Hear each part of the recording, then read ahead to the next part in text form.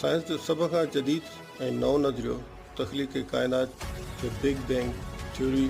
तौरु बयानु करे थो। हिन नज़रिए मुताबिक़ काइनात 13.8 अरब साल अॻु हिकु लामहदूद गरम ऐं ॻरे नुक़्ते जे हिकु अज़ीम धमाके खां फाटण जे नतीजे में वजूद में आई ऐं तमामु तेज़ीअ सां फैली। हिन नज़रिए लाइ साइंसदान जेकी शयूं सबूत तौरु पेश कनि था उन्हनि में शामिल आहिनि कॉस्मिक माइक्रोवेव बैकग्राउंड रेडिएशन, जेका साइंसदाननि मुताबिक़ उहा बक़ाया गर्मी आहे जेका शुरूआती धमाके वक़्तु पैदा थी। ॿिए नंबर ते जेका शइ